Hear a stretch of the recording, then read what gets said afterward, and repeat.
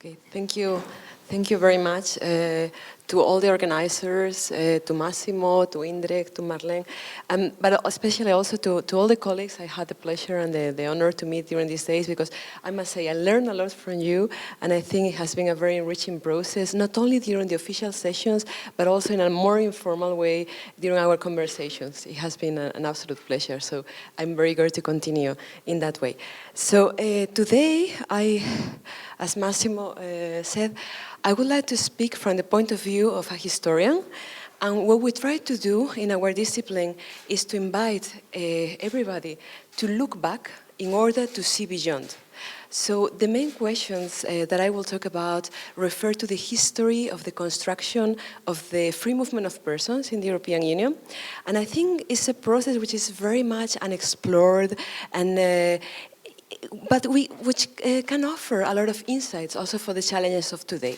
So I would like to start with this image here, and because most of the documents I consulted to try to reveal and understand this history of the free movement of persons refer to a space as a vehicle, which I think is a concept which has a lot to do with the topic of our conference. So they talk about an architecture and institutional construction which evolves and becomes a vehicle in itself. And they relate that to the creation of the Schengen area. And at the same time, most of the documents I have been analyzing, they talk about a not limiting but enabling model with conditions and potentialities, of course, and also about this idea of vision in the making, in which this space becomes a vehicle in itself. Above all, my objective is something which has to do with all the presentations we are having here. We have this conducting thread of solidarity, the solidarity principle in European integration process. So what I will try to illustrate is how the solidarity principle played a role that we have very much forgotten in the path we have taken. And I would like to talk also about roads not taken. There are vectors we have explored in the past at the beginning of the first formulations of the Schengen agreements, the Schengen Convention and so on, but we seem to have forgotten a lot of proposals, initiatives, and principles. So I would like to bring them back and maybe invite everybody to use them as food for thought for a more hopeful future. So I would like to start with these quotations. We could say that we live in an age of disruption, but at the same time, this period is very ductile. So what I would like to purport is that we have a power. With this ductility, we can maybe change course. And I think it's very important to realize, as Herman Melville said, that we cannot live only for ourselves, which is also very much related to the discussions I will show in European documents.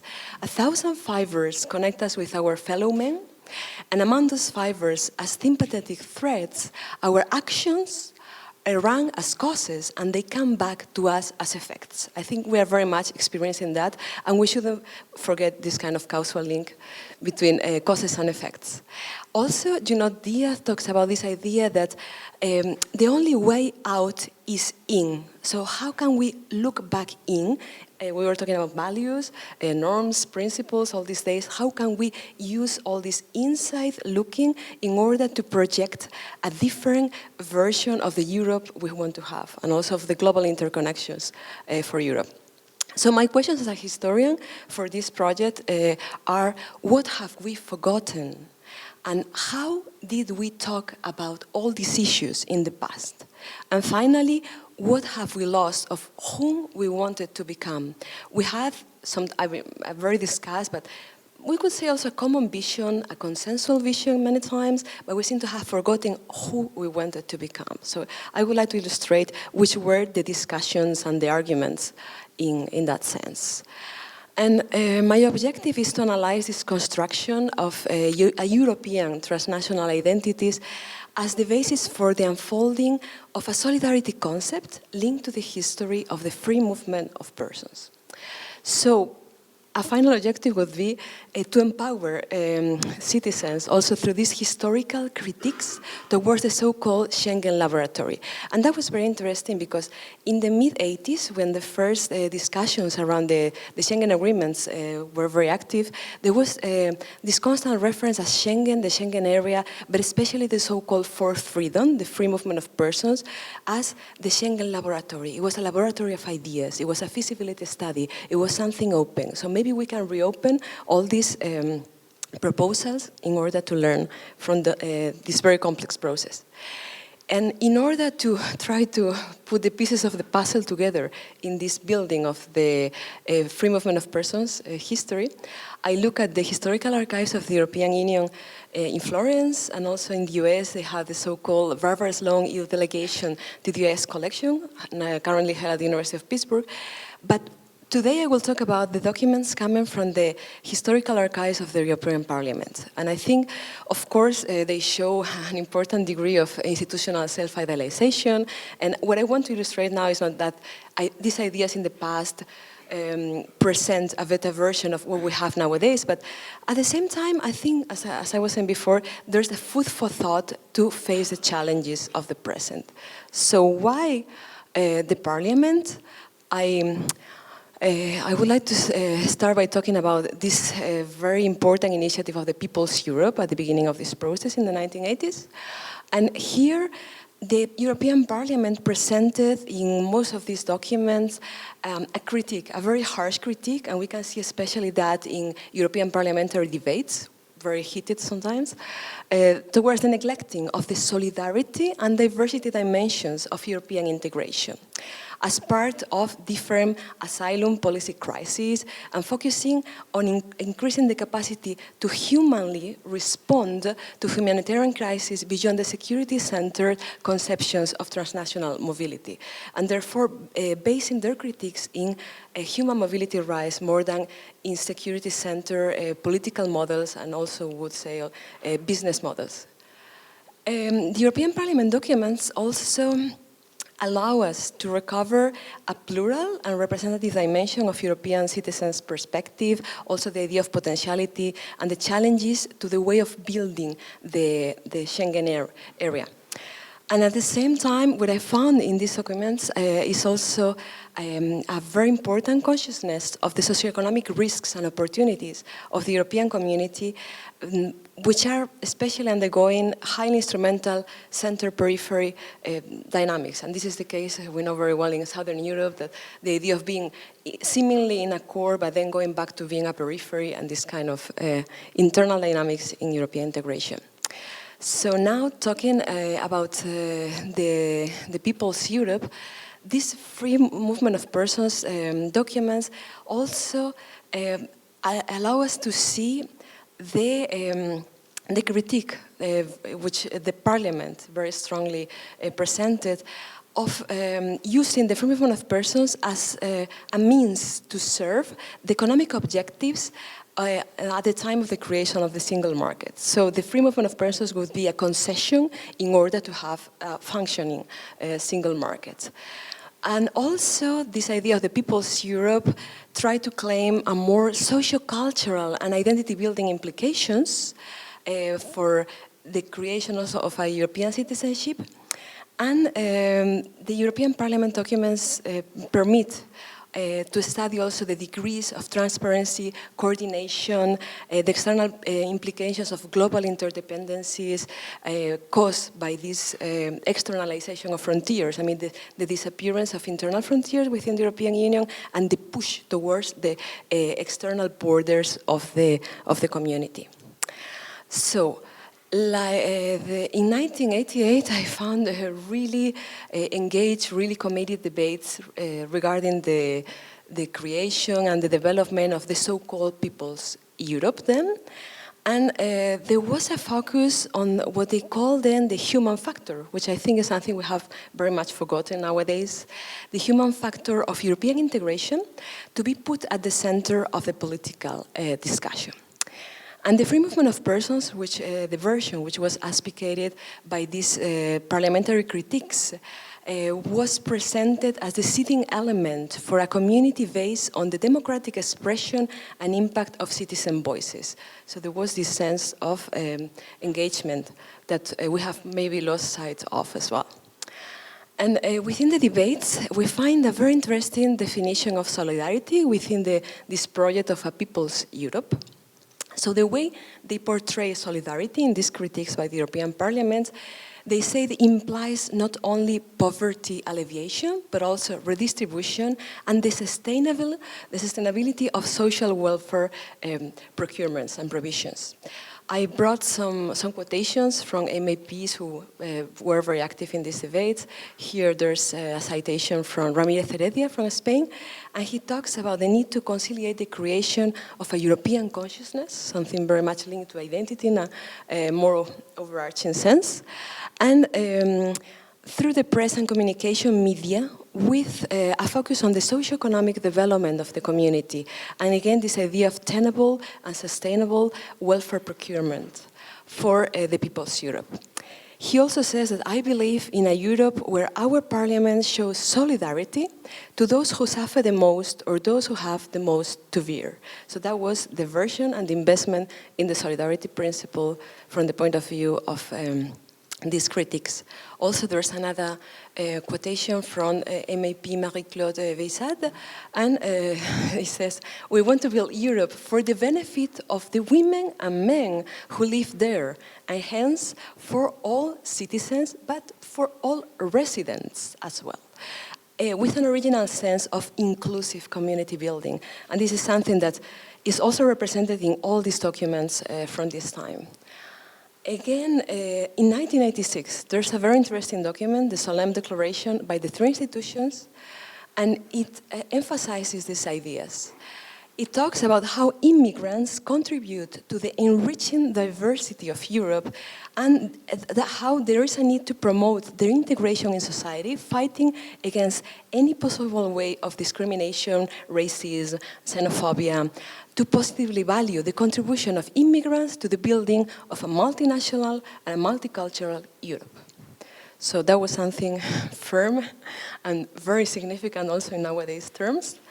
And there is also a link, very direct and very powerful through all these analyzed documents about the social dimension of the commitment that the creation of the Schengen area and the generation of this free movement of persons should have towards socio-economic cohesion. There's a direct link between both ideas. There's a quotation here about MAP Carvallas who said, we need to move towards genuine economic convergence, and this requires greater efforts to lessen the structural imbalances in the weakest economies. So we see, as I was saying, a direct link to the solidarity principle, but also to the idea of socio-economic cohesion as a basic principle of European integration.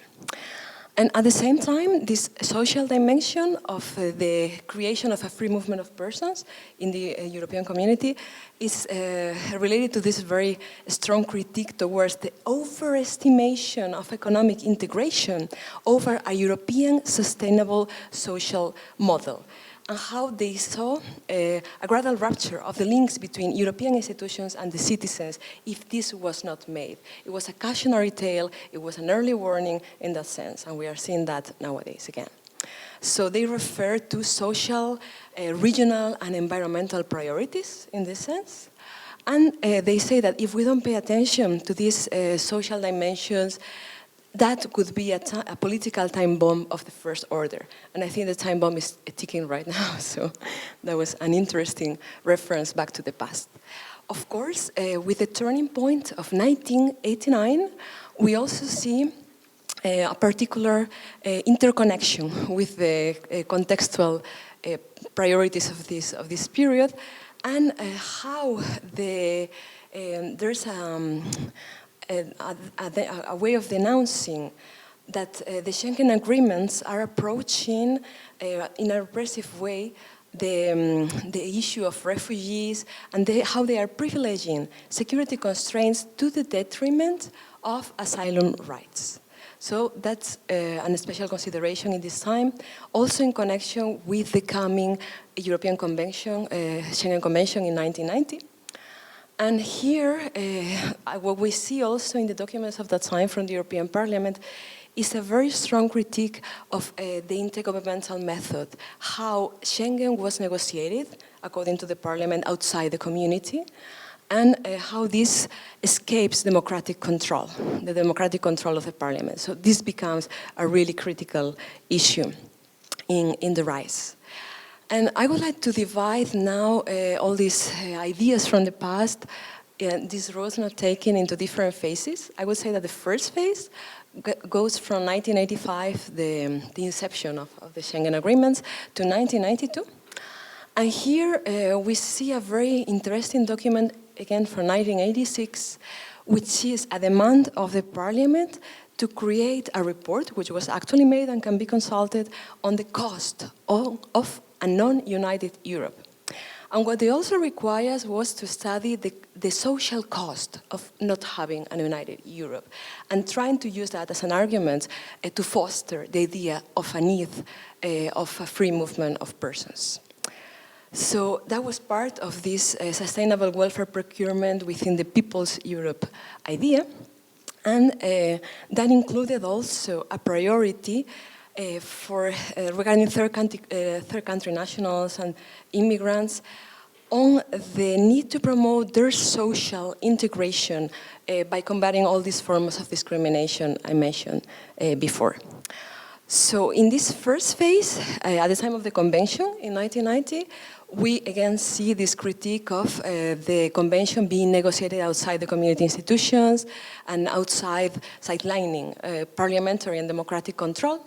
And at the same time, I think there's something very interesting being expressed, especially in the documents from 1991, which refer to the first Gulf War.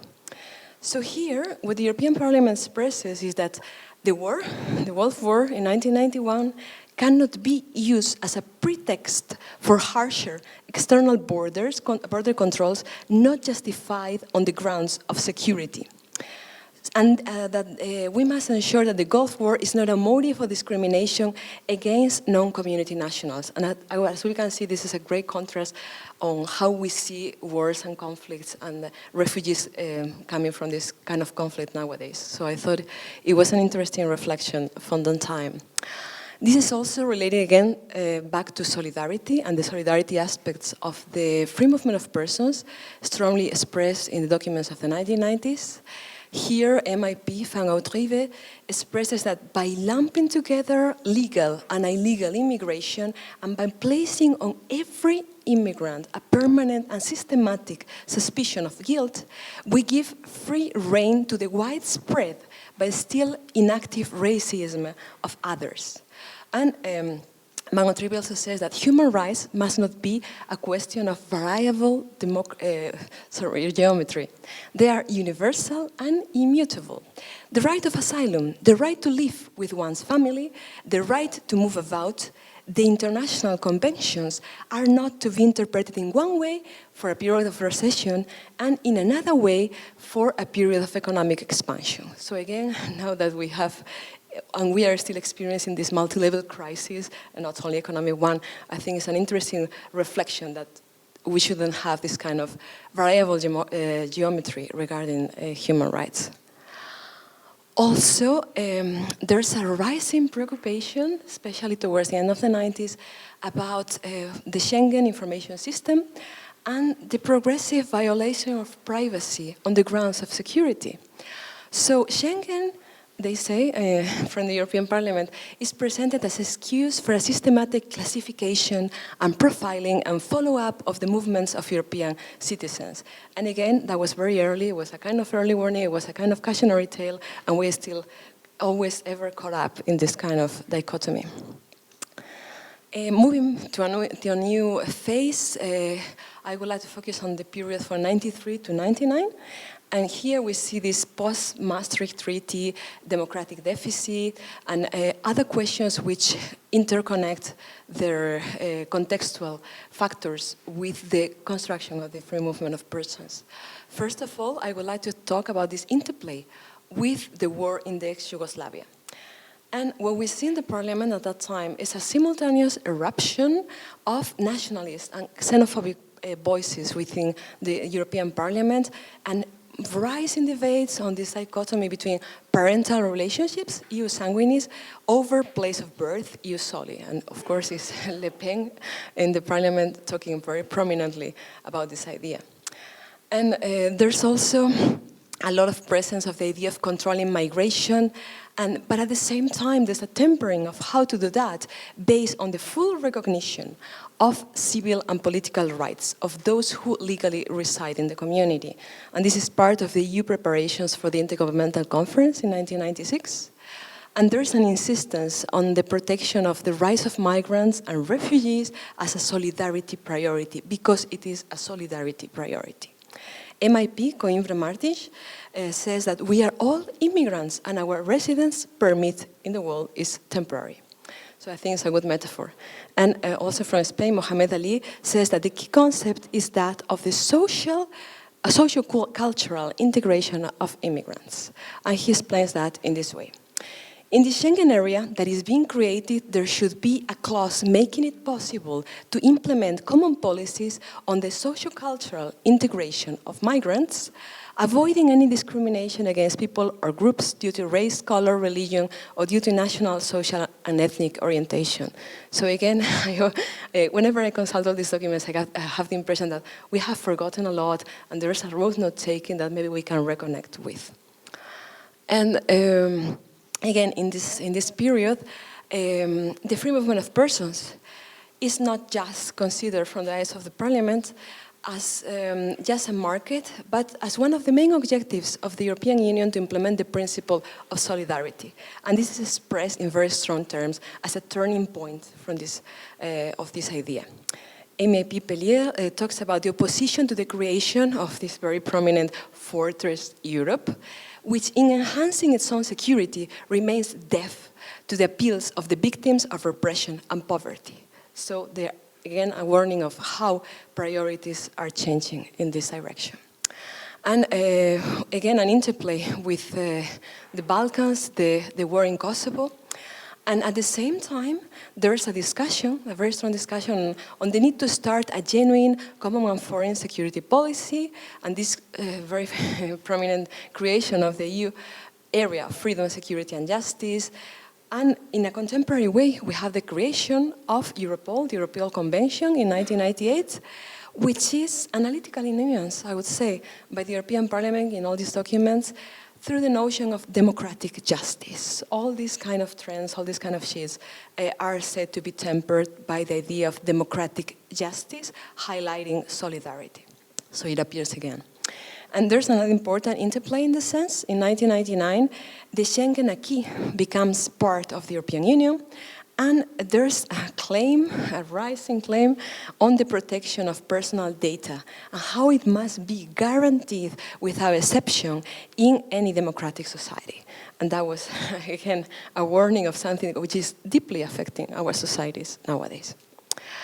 So maybe I will skip this other phases, but I wanted to talk about something very important, which is like a conducting thread in all these documents, which is the freedom versus security dichotomy in all these Schengen area debates. And here I brought this very famous quotation by Benjamin Franklin, who says that those who give up essential liberty to purchase a little temporary safety deserve neither liberty nor safety. So what I found in all these documents is a constant allusion to the fact that there's a growing tension between a democratic mindset based on the protection, guarantee, and implementation of fundamental freedoms and rights, and on the other hand, an erosion, and they were talking very early about that, an erosion of the quality of democracy, which is something which became a daily currency nowadays, under a worldview growingly dominated by overarching notions of security, surveillance, and control. And if we refer to actors and factors from all these European Parliament documents, I think it's very important to make an allusion to this idea of how the single market and the free movement of persons are presented as deeply intertwined realms, and how that condition also our way of implementing the free movement of persons. And at the same time, this idea of how the free movement of persons was granted as a subsidiary concession, or maybe if we can still make it an end in itself. We were talking about dignity, we were talking about values, so how to make it an end in itself. So this is, again, linked to the ideas of solidarity and also sustainability, which is critical for our society in the present. And I think that these debates also bring about dimensions we seem to have forgotten. For instance, the idea of representativeness, transparency, and dialogue between the citizens and the institutions. So in my conclusions, I would like to illustrate the ideas that I found most striking in relation with the present. So that's what I would like to bring as a historian. And first of all, it would be how within this ductility, this possibility of empowering ourselves, maybe we could reappropriate of these arguments and substitute these notions of surveillance, security, and control by the concept of responsibility, which is very prominent in this documentation as well. And they talk many times about something very striking, the idea of the free movement of persons and the Schengen area as a self-imposed Trojan horse, where the single market and enhanced security-centered political models and business models would be the objective, and the free movement of persons, its apparent reward for the citizens and residents and so on. But this could maybe be, they say, a neutral gift that we can enrich with contextually evolving social and political meaning, and that could be in our hands as well.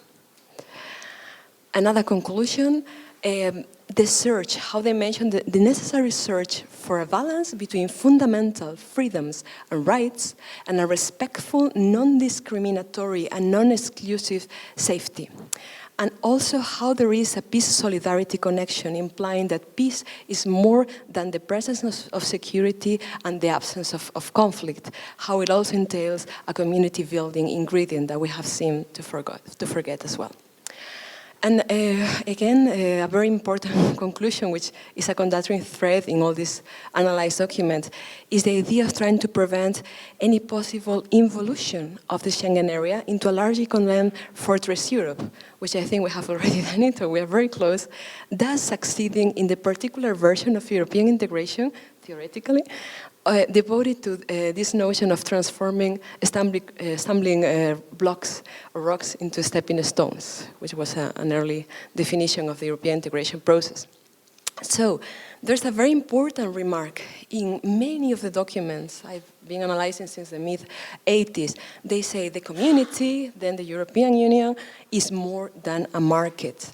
The idea that the EU should be primarily, they say, an ethically committed political player, bringing up these human rights, solidarity, and socio-economic cohesion dimensions of the European integration process. That's a key thought in many of the documented study documents. So the questions, the open questions which are launched through all this archival research are, why not trying to rediscover the debated principles within these initial projects of the People's Europe, because they show also no distinction between citizens, legal or illegal, migrants, and they have this kind of we the people emphasis, which is so typical of the Declaration of Human Rights. And this is linked to the notion of quality of democracy at the community level, and that's critical for us also. And at the same time, to talk about the potentialities of citizens' participative democracy and the potential of this kind of transformative power. So, just to finish, I would like to read this poem, which I think would be a good conclusion to all the studied ideas from Paul Astor, who says, I've been trying to fit everything in, trying to get to the end before it is too late. But I see now how badly I deceive myself. The end is only imaginary, a destination you invent to keep yourself going. A point comes when you realize you will never get there. You stop, but that does not mean you have come to an end. And I think that's a hope. Thank you.